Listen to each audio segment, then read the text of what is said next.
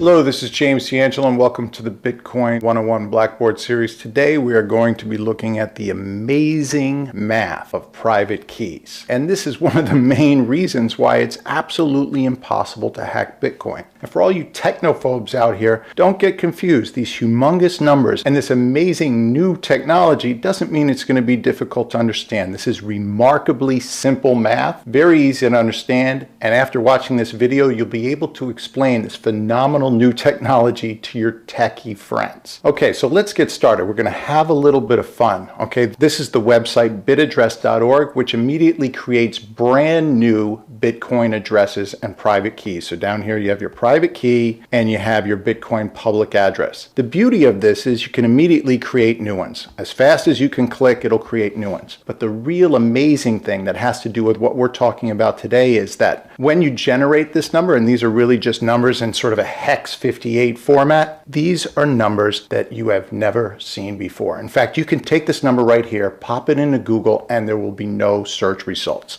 So every time you generate a new address, you are generating something that the world has never seen before that second that you generated it. Unless you show it to someone, it will never be seen again. So if I erase them right away, those are numbers that were just for a fleeting second here on Earth, and they will never be seen again. And I know a lot of you right now are going, what? I don't get this. This is the power of big numbers. And so mostly today we're going to be working with this part. This is the private key and this is the public key. But remember, all you need in Bitcoin, the only number you need in Bitcoin is your private key. Your private key can be stuffed into a simple equation and generate the public key every time. So every time you stuff this through elliptic curve, SHA-256, RIPE MD, it will always generate this number right here. And the beauty of that is you can't go backwards. Those equations use clock math, which has been shown forever that it's impossible to go backwards. So you will always be able to generate this public key from this private key every time, every day. Okay, so let's just, before we go, check out some new numbers the world has never seen before. Here's another one. Here's another one. Okay, never ever been seen before, and unless someone stuffs this into the blockchain, it'll never be seen again.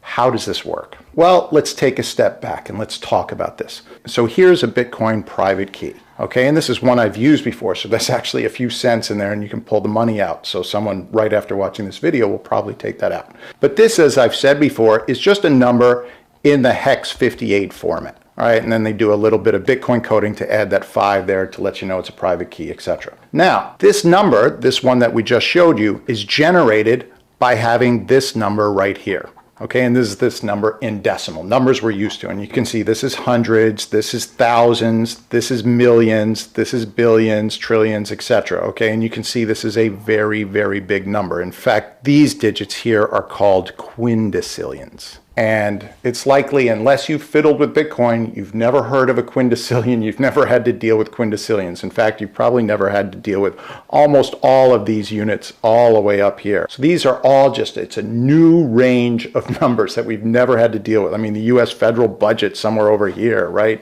All of world income, is somewhere in this area right here, billions and trillions of dollars. So it's important to start thinking about how much bigger a quindecillion is from billions and trillions and quadrillions, etc.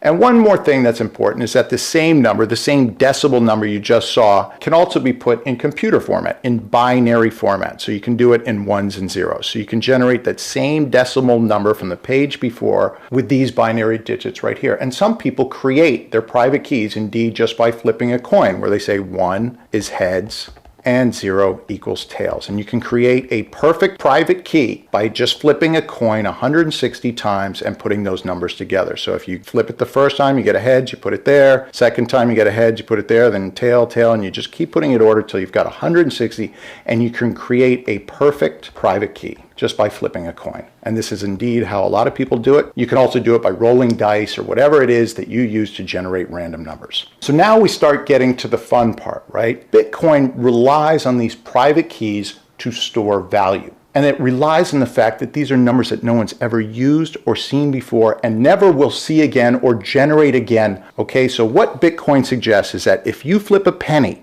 160 times, that number that you have generated is a brand new number, one that has never been seen before on Earth, and unless you show it to someone, it will never be seen again. Pretty outrageous to start thinking about that. And so what Bitcoin is saying You flip a coin 160 times, you put all your ones and zeros together, and you end up with something that we can start using for security.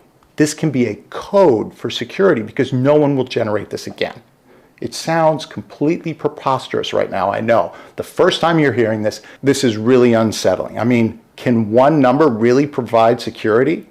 Well, what Bitcoin is suggesting is that this one number can provide security that is more secure than banks or more secure than buried treasure. So secure that no hackers, no combination of hackers, not all the hackers in the world teamed up will ever be able to hack this. So what we really need to find out now is, how does this work? Well, what we're going to do, because the human brain is really bad at visualizing just straight numbers, we're going to use a metaphor, and it's a really good metaphor for Bitcoin. We're going to use this idea of drawers. So here's your drawer. Let's call this your Bitcoin private key.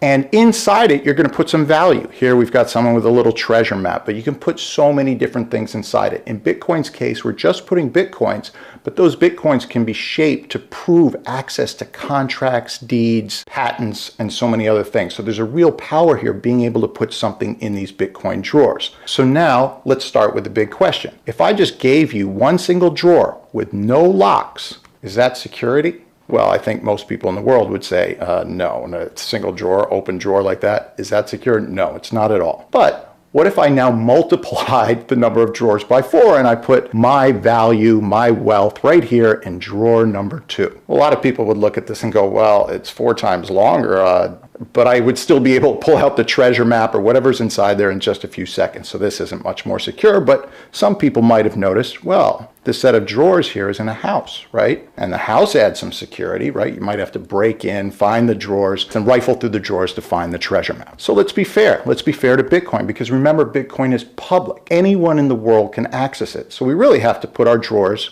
in public.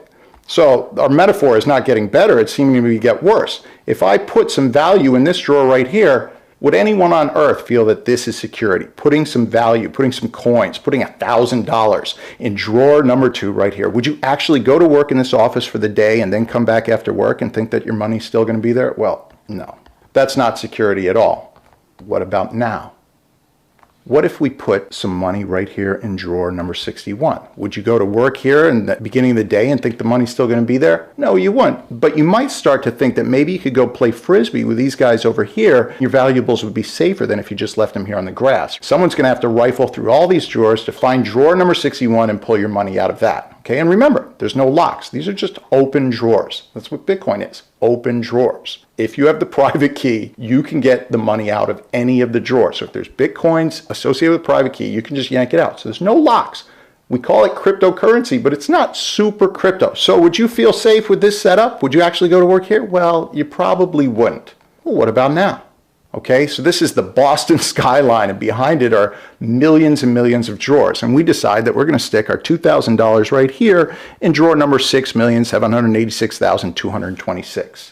Would you now think about maybe going to work for the day? And then at the end of the day, going right to your drawer because you know which drawer it is and pulling your money out? As long as no one saw you, they'd have to start pilfering all these drawers to get your money?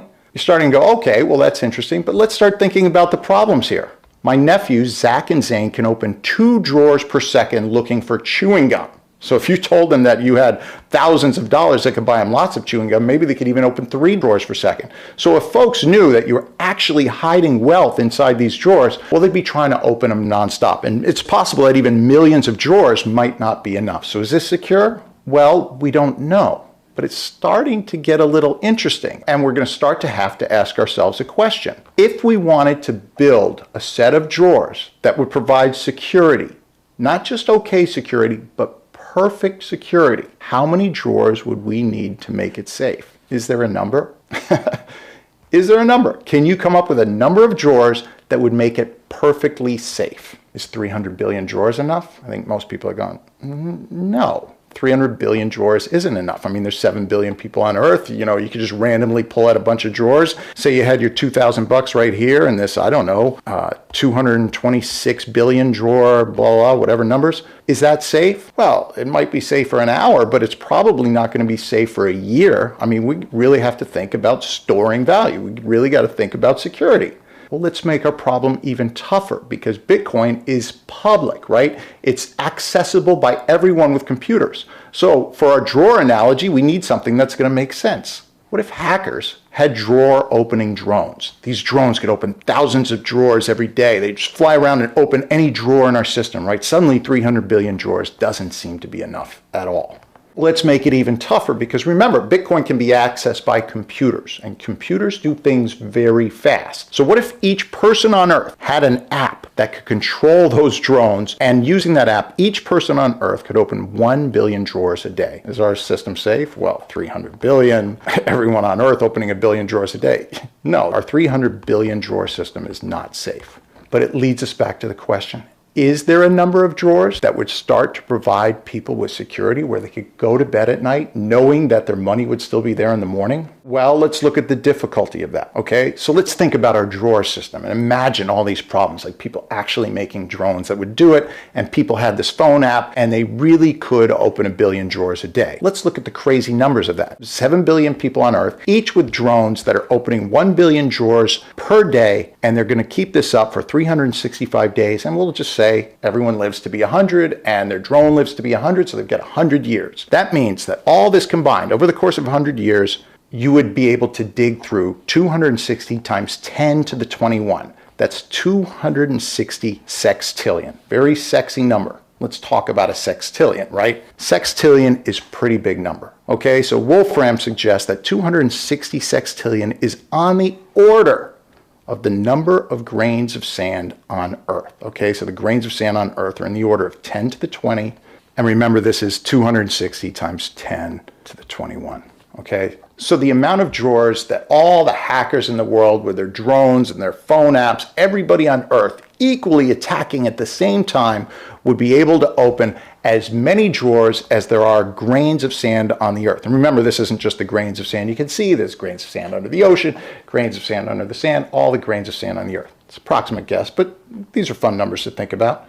So if everyone together can open all these drawers, well, it just seems impossible. We'd never be able to come up with a number of drawers that would provide security. Or can we? What if there are 10 to the 29 drawers in our system, which is really like 1 million times as many drawers as everyone on Earth can open over the course of 100 years using these special drones with their phone apps? Okay, so literally everyone together working for 100 years would have a 1 in a million chance of finding our randomly placed $2,000. Okay, $2,000 for 100 years, 1 in a million chance that that's going to happen? Well, that's interesting. What if there were 10 to the 35 drawers? So all of a sudden there were 1 trillion times as many drawers as everyone could open together. So instead of 1 in a million chance over 100 years, suddenly we went to 1 in a trillion over 100 years. So you put your $2,000 in one of the drawers, all the drones working furiously for 100 years would have a 1 in a trillion chance of finding. Well, let's raise the number even bigger. Let's make it 10 to the 38, 1 in a quadrillion. Okay, and human brains are really bad at calculating odds, and some people are going, well, 1 in a quadrillion, that's not enough for me. So we start to think about numbers like 1 in a quadrillion. What are the odds of that? Okay, and it's pretty difficult for humans to imagine these types of numbers, but we need to realize how low a number that is. But what's even more incredible is that the numbers that Bitcoin deals with, this is tiny. Okay, so Bitcoin deals with quindecillions. And here's the sextillion of all the drones and all the computers and all the iPhones working together, everyone on Earth trying to hack this system. What are the odds that they're going to hack one address from Bitcoin in 100 years? We're talking odds that are lower than any odds ever calculated on Earth. And to put this into perspective, here we have a recent Powerball odds. Okay, and Powerball just recently had a winning prize of 149 million. And your odds of winning that were 1 in 175 million. That's on the order down here. So trying to hack one address of Bitcoin makes Powerball look like a lock, makes it look like a sure thing. These numbers are just so much bigger. So it's really important to think about how big numbers can just destroy computers. They make all of the world's computers together look like a snail, look like a dead snail, a frozen snail, a snail in a glue trap. And here's the hacker trying to yell faster, faster at all the world's computers together. Big numbers destroy the hacker. And that is why Bitcoin is relying heavily on these enormous numbers, numbers you have never seen before. So just for fun, let's compare sort of the same idea to pirates back in the day. And we like to think that pirates could bury treasure and that would be safe forever. And indeed, in many ways it was. Some pirate treasures are still being found. So maybe the original pirate who knew where it was, or the map which had the location on it, got destroyed and the pirate couldn't get back and find his money. And so no one was able to find it. Now when someone's building a house, they stumble on some nice little bounty of treasure. So these things stayed for hundreds of years, even though they were worth lots of money because someone was burying it underground. So this is what pirates do, right? They have this nice little gold chest. They dig a few feet down. They stuff the treasure chest in there. And now after killing off this guy and this guy, they can sleep pretty well at night. But as we're talking about big numbers and the power of big numbers, let's start thinking about the math of this. Remember, the Earth's surface is not unlimited. It's absolutely enormous, but it's not unlimited. So there's going to be a finite number of chests of gold that you can bury a few feet down under the surface. So we can do the simple math here. 510 million kilometers squared, which is the Earth's surface. And then we have this chest of gold, and to be fair, they're kind of small. So let's say it's got a 2-foot square footprint. So the bottom takes up about 2 square feet, which is pretty small, right? How many of these chests of gold could you put on the Earth? Well, here we go. We transfer kilometers to meters squared, multiplying by 1 million. So you get 5.1 times 10 to the 14th meters squared. Multiply by 9, get a round number for about how many square feet there are on the Earth. We get 4.59 times 10 to the 15th square feet on the Earth's surface. Okay, so we're talking about a 2 square foot footprint. So we basically can put half as many chests of gold, and we'd have a chest of gold underneath the ground everywhere on Earth, including the oceans. And so what is the number of chests of gold you could put everywhere on the Earth? Well, it's surprisingly small when you think about these Bitcoin numbers. We can bury 2.3 times 10 to the 15 chests of gold on Earth. Remember, Bitcoin's in the order of 10 to the 48.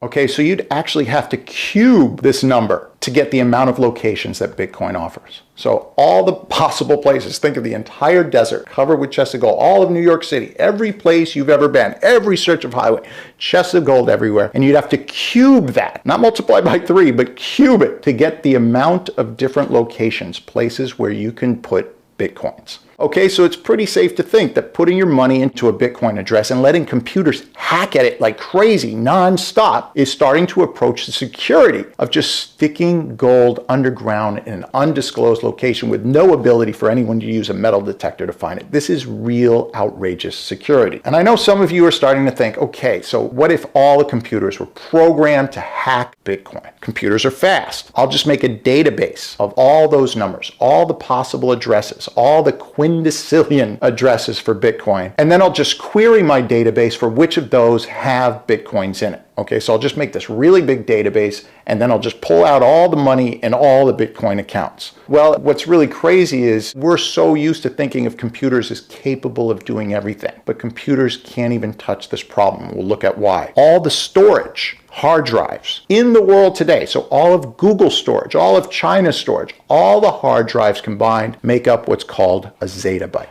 And 1 yottabyte is bigger than a zettabyte by a factor of 1,000. To store all the addresses in Bitcoin, you would require hard drives that are 5 yottabytes squared. Okay, so 5,000 times the current hard drives on Earth squared. You'd start to wonder if all the iron on the Earth would even be able to make an enclosure for the drives that you would need. Okay, so say you built those drives. Say you really put it together and put those drives together. There isn't enough coal and gas to make the electricity to even turn those drives up. Okay, so this is a problem that makes the world's computers look like a snail. And this is why Bitcoin uses these big numbers. It makes it really difficult to conceive of hacking Bitcoin because there's just not enough computational power in the known universe altogether trying to solve this problem. Okay, so now that we're kind of blown away by how these big numbers can make computers look retarded, can we start to think that the simple math, basically just using big numbers, right? Where are your Bitcoins? Well, it's at this number. I put that number in, I can pull out those Bitcoins. Can we use this big number math to make a form of security? Would people actually keep money in a system like this new form of public ledger? Well, it's already happening. And it's happening in dramatic fashion. So keep in mind that Bitcoin is just 5 years old, but in numerous addresses, you have well more than $1 million in a single address. So if you could come up with that number, if you could just roll the dice and come up with that number, you could pull out $70 million from this account. And say you messed up and you rolled the wrong number and you came up with this one. Well, you could pull out 68 million from this account, and the list goes on and on and on. There's millions and millions of dollars waiting to be taken by someone who could hack Bitcoin. Well, it's kind of proof that no one's able to hack it. For 5 years, people have just parked money in there. Remember, you don't need a password, you don't need to put your thumbprint on, you don't need any sort of biometrics. All you need is the number, and you can pull out $70 million. So if you have nothing better to do and you just feel like rolling dice the rest of your life, you can try, but you're going to need a lot of lives. You're going to need a gajillion lives. You're not going to roll this number, and you're not going to roll this number, okay? And if I generate a new one and send money to it, you're not going to roll this number or this one. So you can convert it to binary, convert it to decimal, whatever you want. All formats accepted, you're still not going to roll that number. These are numbers you have never seen before. I can pop it into Google, and it's not going to have any search results. Did not match any documents. Every time you do this with Bitcoin, generate a new address, these are new numbers, not stored ever anywhere by anybody, okay? Let's do a search for that one. Did not match any results. Same for your private keys, right? Put that over there. You're going to come up empty every time you click on bitaddress.org. Every time. Even if you get a computer to do it, every time you're going to come up empty. Okay, so I'm harping on this. This is the amazingness of big numbers. Okay, and some people might go, well, you can put stuff in a drawer. What goes inside these Bitcoin addresses? Well, really nothing goes in it, right? It's really important to realize that Bitcoins don't truly exist. They're just units of accounts on the Bitcoin ledger. They don't exist at all. So when people talk about intrinsic value on a currency, well, first of all, the whole idea of intrinsic value starts to look like an oxymoron. There is no intrinsic value necessary in a currency. And we start to realize that when we look at dollars, there really is no intrinsic value in the paper, the dollars. People are using cowrie shells for thousands of years over a really broad geographic area. There's no intrinsic value. The snails themselves didn't even want them, right? They chucked them. They were garbage. But the cowrie shells were uniform, hard to copy, and there was a limited amount, and that gave it value, right? It gave it tradable value, gave it value in exchange. That's exactly what's going on with Bitcoin. Bitcoin is not a bunch of drawers. It's just a ledger. And it's a ledger that is protected by enormous numbers more than anything else. It's the fact that you can generate a number with a coin that no one's ever generated before. You can send Bitcoins to that number and no one will ever find that number. Not by accident, not ever. And the beauty of this, and one of the reasons why this is so revolutionary, is that it basically allows equal and full access to banking to anyone who's got a coin to flip. If you can flip a coin 160 times, you can start to get involved in Bitcoin. Better off if you have the internet, better off if you have a computer, but you don't need a lot of access to the internet and a lot of access to the computer to do this. You can set up your account, then you can send that public address that you generate from your private key to anyone, and they can start to send you money for the products you make. This is a revolution, and it is all a result of big numbers. So I hope you find that this math is really compelling and really beautiful, and a lot of you are going to be very unsettled by this. You're not going to feel comfortable with it right away, but over time, over the next 5-10 years, as people start to move towards blockchain technology, our kids and others will start to see that this is more secure than putting money in banks in Cyprus or even money in banks under any government umbrella. You know that your value will be there the next day. You're not so sure with anything else. So that's it for today. Please remember to like, comment, subscribe. You can follow us at World Bitcoin Net on Twitter, or do whatever else it is you do, and we'll check you at the next video.